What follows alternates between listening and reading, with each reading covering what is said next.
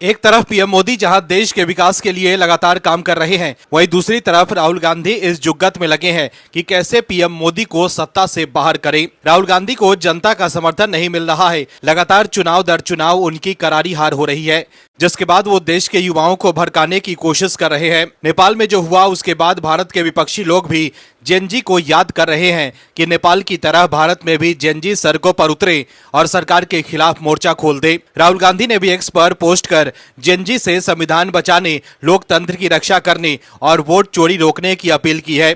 लेकिन राहुल गांधी को जेनजी ने जोर का झटका दिया है। जेनजी ने बता दिया है कि वो पीएम मोदी के साथ खड़े हैं। दर्शकों, राहुल गांधी ये भूल गए हैं कि भारत के जेनजी और युवाओं ने तो 2012 में ही संविधान और लोकतंत्र बचाने का काम कर चुका है। 2012-13 में ही अन्ना आंदोलन के जरिए भारत के युवाओं ने इस देश को भ्रष्टाचार और परिवारवाद से मुक्ति दिला दी थी। नेपाल में जेनजी ने अब अपने देश को भ्रष्टाचार और परिवारवादी दलों से मुक्ति दिलवाई है, लेकिन हम भारतीय तो नेपाल से काफी आगे हैं। हम तो 2014 में ही परिवारवादी दलों और भ्रष्टाचारी लोगों को सत्ता से बाहर कर राष्ट्रवादी सरकार चुन चुके हैं। याद कीजिए 2014 से पहले कौन लोग सत्ता में शामिल थे। कांग्रेस की नेतृत्व वाली यूपीए सरकार में गांधी परिवार, लालू परिवार, मुलायम परिवार, पवार परिवार, अब्दुल्ला परिवार, झारखंड के सोरेन परिवार, तमिलनाडु के स्टालिन परिवार, इसके अलावा भी कई और परिवारवादी लोग मिलकर सरकार चला रहे थे। लेकिन इन परिवारवादी दलों से छुटकारा अन्ना आंदोलन के बाद मिली थी। राहुल गांधी जो ये सपना देख रहे हैं कि भारत के युवा और जेनजी सड़कों पर उतरेंगे, लेकिन भारत के युवाओं ने ही मोदी सरकार को चुना था। वहीं अब एक बार फिर जेनजी ने बता दिया है कि वो बीजेपी और पीएम मोदी के साथ खड़े हैं। क्या है खबर, बताते हैं आपको इस रिपोर्ट में। दर्शकों, दिल्ली यूनिवर्सिटी छात्र संघ चुनाव को लेकर कांग्रेस के लोग काफी माहौल बना रहे थे। इस चुनाव में कांग्रेस की प्रवक्ता रागिनी नाइक कांग्रेस की छात्र संगठन एनएसयूआई की जीत का दावा कर रहे थे। इस चुनाव में रागिनी नाइक एनएसयूआई की तरफ से मोर्चा संभाली हुई थी। उन्होंने दिल्ली यूनिवर्सिटी के इस चुनाव के दौरान वोट चोरी का नारा भी लगवाया था, लेकिन उनकी एक नहीं चली। वहीं राहुल गांधी ने जेनजी को उकसाने की कोशिश की थी, लेकिन दिल्ली यूनिवर्सिटी छात्र संघ चुनाव में एबीवीपी का दबदबा रहा। बीजेपी समर्थित छात्र संगठन एबीवीपी ने तीनों पदों पर जीत दर्ज की है। डूसू अध्यक्ष पद पर एबीवीपी के आर्यन मान ने जीत दर्ज की है। वहीं सचिव और संयुक्त सचिव पद भी एबीवीपी की झोली में गया। वहीं उपाध्यक्ष पद पर एनएसयूआई के राहुल झांसला ने जीत दर्ज की है। मतलब इस चुनाव में जेनजी ने बता दिया कि वो बीजेपी के साथ हैं।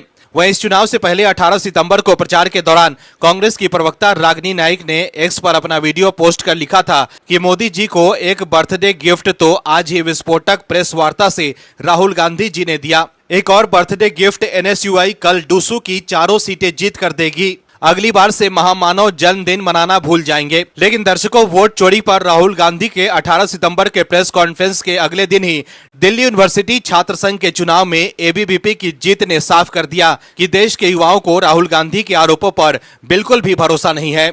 वहीं एक दूसरे पोस्ट में रागिनी नाइक ने एक वीडियो शेयर कर लिखा था कि डूसू चुनाव के नारे बड़े दिलचस्प होते हैं, ये वाला सुनिए, मोदी जी को भेजो तार, एबीवीपी की हो गई हार। वहीं एक दूसरे वीडियो को एक्स पर शेयर कर रागिनी नाइक ने लिखा था कि और इसके विरोध में पूरे डीयू में नारा गूंज रहा था, वोट चोर गद्दी छोर। आप भी देखिए ये वीडियो।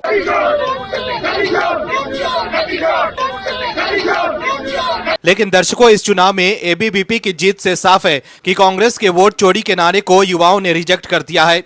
दर्शकों, कांग्रेस के लोग खुद ही वोट चोरी गद्दी छोर का नारा लगाते हैं और कहते हैं कि ये नारा देश भर में गूंज रहा है।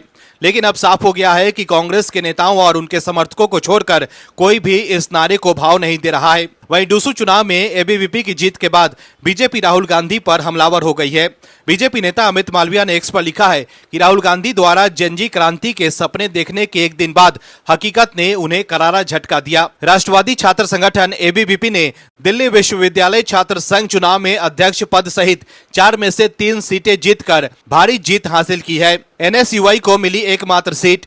उपाध्यक्ष भी एक पूर्व एबीवीपी कार्यकर्ता को मिली। ये राहुल गांधी के उनके घर से बमुश्किल 10 किलोमीटर दूर उनके ही घर के पिछवाड़े में सबसे कठोर वास्तविकता का परीक्षण है। जेनजी बिल्कुल स्पष्ट है, वो पीएम मोदी जैसे स्वनिर्मित प्रेरक नेता की प्रशंसा करते हैं, न कि राहुल गांधी जैसे वंशवादी राजनीति के हकदार नेता की। Bureau report, OMH news.